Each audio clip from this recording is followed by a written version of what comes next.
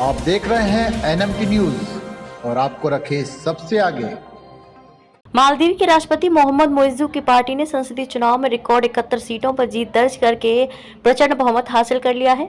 इस चुनाव को राष्ट्रपति मोइज़ू के लिए बेहद महत्वपूर्ण माना जा रहा था। उनकी नीतियों को लेकर भारत और चीन की नजर रहती है। बम्पर जीत के बाद मोइज़ू का बड़बोला बयान सामने आया है। उन्होंने कहा कि आम चुनाव के नतीजों ने दुनिया को दिखा दिया कि मालदीव के लोग अपना भविष्य अपनी मर्जी से चुनते हैं और वे किसी तरह का विदेशी दबाव नहीं चाहते। भारत का नाम ना लेते हुए उन्होंने कहा कि हिडन एजेंडे वाले लोगों के लिए ये भी स्पष्ट सबक है।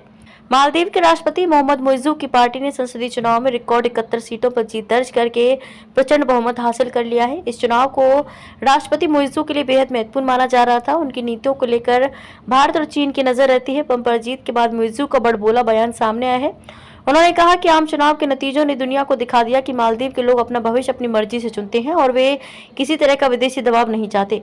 भारत का नाम ना लेते उन्होंने कहा कि हिडन एजेंडे वाले लोगों के लिए भी ये स्पष्ट सबक है। जीत के बाद क्या बोले मोइज़ू।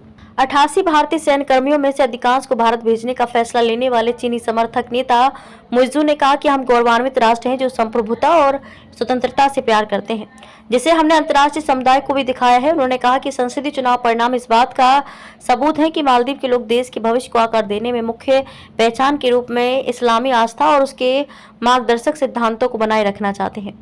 राष्ट्रपति ने कहा कि चुनाव का नतीजा मालदीव के लोगों के दृष्टिकोण और उद्देश्यों के बारे में शेष दुनिया के लिए एक संदेश है। राष्ट्रपति मोइज़ू ने किसी देश का नाम लिए बिना कहा कि संसदीय चुनाव परिणाम ये साबित करने के लिए भी था कि मालदीव के लोग विदेशी दबाव के बिना अपना भविष्य चुनने में स्वायत्तता चाहते हैं। उन्होंने पहले भारत पर मालदीव के मामलों में हस्तक्षेप करने का आरोप लगाया है और पिछले साल सितंबर में इंडिया आउट अभियान के साथ उन्होंने राष्ट्रपति चुनाव जीता था। आप देख रहे हैं एनएमटी न्यूज और आपको रखे सबसे आगे।